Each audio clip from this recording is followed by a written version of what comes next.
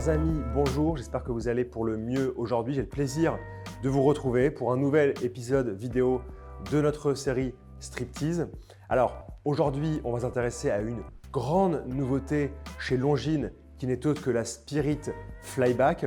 Et si l'année 2022 portait le thème de la précision chez Longines, l'année 2023 portera le thème de la mesure du temps et c'est aussi pour ça qu'on commence par vous parler de cette magnifique Spirit Flyback.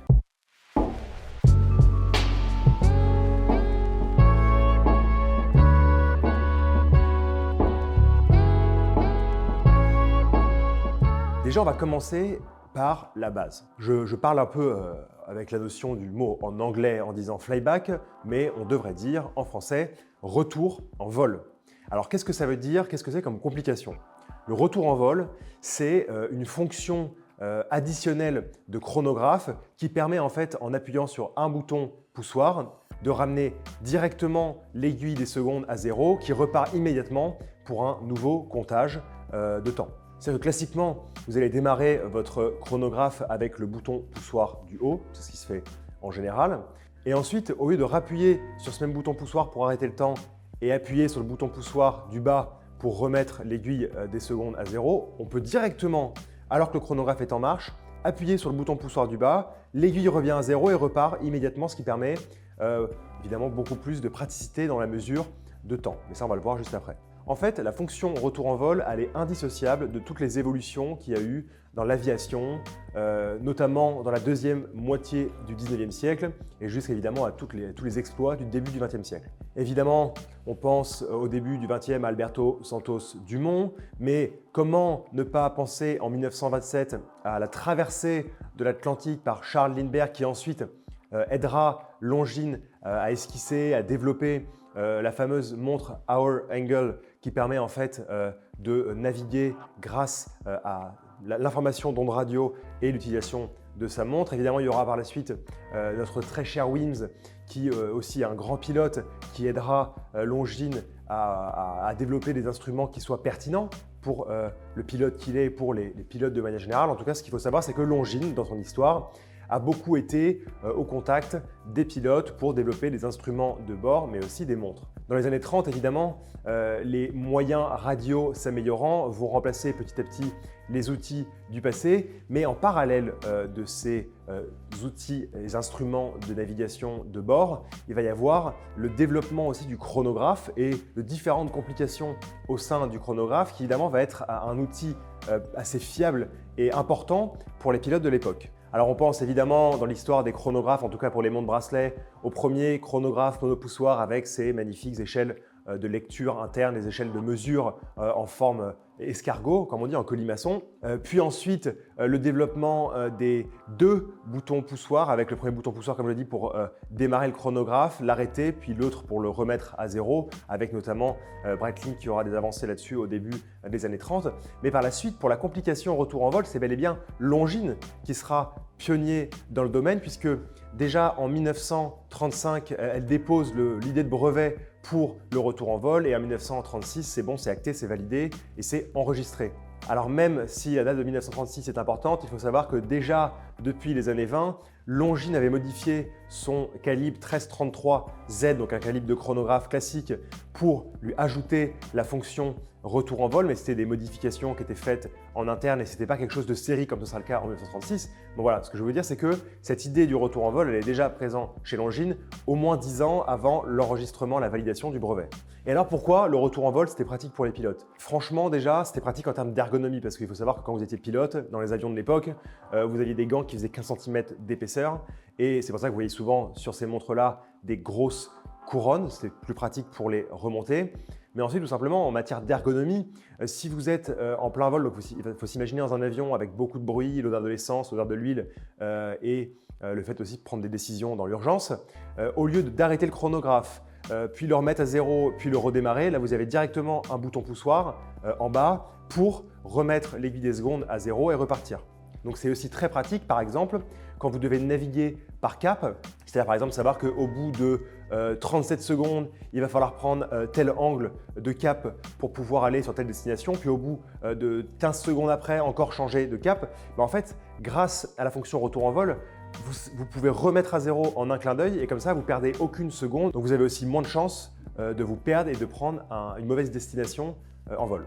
Donc alors aujourd'hui apparaît la nouvelle Longines Spirit Flyback. Alors en 2 mots, Spirit c'est une collection qui a vu le jour dans la famille Sport de chez Longines en 2020 avec pour idée le fait de remettre en avant le riche passé de la marque Longines, le riche héritage, tout en proposant des montres qui sont quand même très contemporaines dans leur design et qu'on n'ait jamais vu auparavant. Et ça franchement, c'est quelque chose qui est très difficile à faire, mais Longines l'a maîtrisé complètement.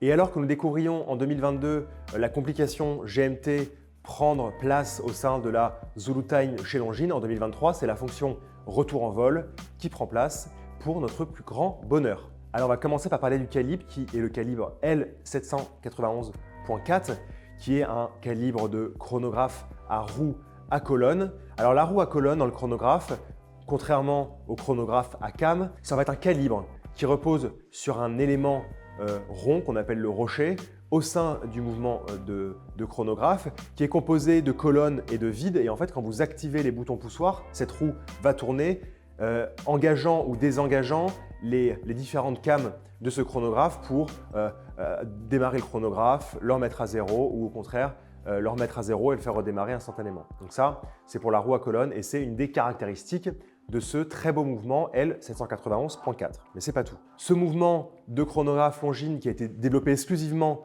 pour Longines aujourd'hui, il présente aussi une certification par le contrôle officiel suisse des chronomètres, donc la fonction chronomètre donc pour davantage de précision, mais également une belle réserve de marge de 68 heures qui permet de tenir tout le week-end évidemment si vous la posez le vendredi, le fameux week-end proof. Bon, c'est pas très beau, mais au moins ça le mérite d'être clair. Et ensuite, vous avez l'utilisation de silicium dans certaines pièces du mouvement, notamment le spiral, qui permet au petit champ magnétique de pouvoir bien aller se faire. Voilà, vous avez tout compris. Ce mouvement L791.4, vous pouvez l'observer à travers le fond saphir au dos de la montre avec de très jolies finitions, du perlage, évidemment la mention Longines Flyback sur la masse oscillante et aussi la fameuse roue à colonne en bleu, comme ça vous ne pourrez pas la manquer.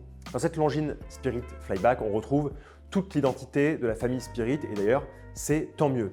Alors ici on a un boîtier en acier de 42 mm de diamètre pour une épaisseur de 17 mm. Alors je vous dis tout de suite, l'épaisseur en effet elle est importante, elle est à prendre en compte dans cette montre qui a une taille en effet importante. Le diamètre ne compte pas vraiment, mais évidemment l'épaisseur a toujours sa place. Mais bon, une fois au poignet avec un bracelet en cuir, ça ne se remarque pas forcément. En tout cas, c'est une montre que vous sentez sur votre poignet. On adore les finitions de ce boîtier qui ressemble évidemment aux autres pièces de la famille Spirit avec un très beau brossé général avec un super chanfrein poli qui court tout au long de la montre. Ça, c'est le premier point important. Après, avec cette Longines Spirit Flyback, vous allez avoir la proposition de 2 cadrans qui vont avec 2 lunettes différentes, lunettes qui sont ici en céramique, un cadran noir et un cadran bleu avec un cerclage des compteurs et un cerclage de la minuterie très légèrement bronze qu'on va retrouver aussi sur l'aiguille des secondes et sur les jolies aiguilles des minutes.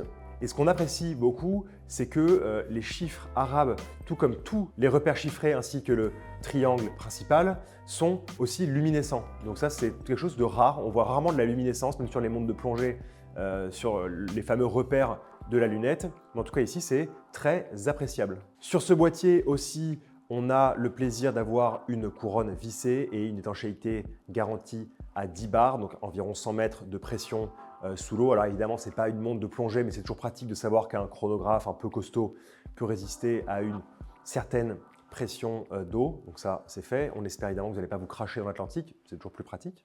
D'ailleurs, le premier chronographe qui sera produit en série avec la fonction Flyback en 1936, et ça je vous ai réservé la petite surprise pour la fin, même si ce n'est pas vraiment une surprise de qualité. Le mouvement qui est à l'intérieur, ce mouvement qui est le support du Flyback de série chez Longines, c'est bien le mouvement, le calibre, le très célèbre, l'impressionnant, le grandiose 30 CH.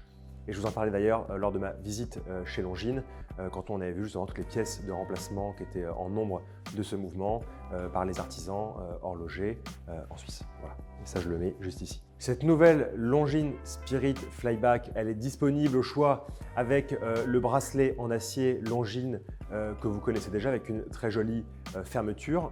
Mais vous allez aussi avoir le choix du cuir brun ou du bracelet hybride en tissu bleu, qui équipera d'ailleurs la Spirit Flyback bleue à la fois sur son insert en céramique mais aussi sur son cadran. Et ce bracelet en cuir brun comme ce bracelet hybride en tissu bleu, ils ont sur leur boucle déployante un système de micro-ajustement qui est très pratique quand on veut juste justement micro-ajuster parce qu'il fait chaud, parce que le poignet a gonflé ou je ne sais quelle raison. Pour couronner le tout, vous pourrez aussi avoir accès à un très joli bracelet NATO. Alors moi, je recommande davantage le bracelet en cuir brun ou le bracelet en tissu bleu parce que c'est vrai que le bracelet NATO vient rajouter des épaisseurs à une montre qui n'a pas besoin de gagner justement en épaisseur parce qu'elle est déjà assez costaude comme ça. Cette nouvelle Longines Spirit Flyback est disponible à partir de 4 800 € avec au choix un bracelet en cuir ou un bracelet NATO.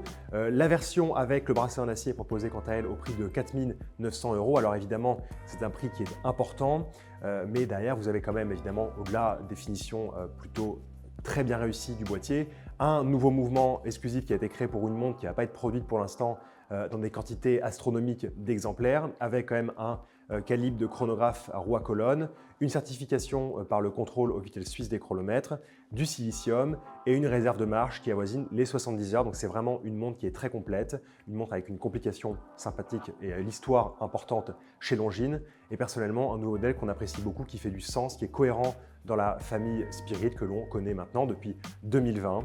Donc voilà, c'est tout pour le moment. Merci à vous d'avoir regardé cette nouvelle vidéo. On espère qu'elle vous a plu. On espère que cette nouveauté avec cette complication Flyback vous a plu et vous a encouragé à aller faire des petits tours en avion par-ci, par-là et des loopings bien évidemment. On se retrouve très bientôt pour une prochaine vidéo. Merci beaucoup. On vous aime beaucoup aussi.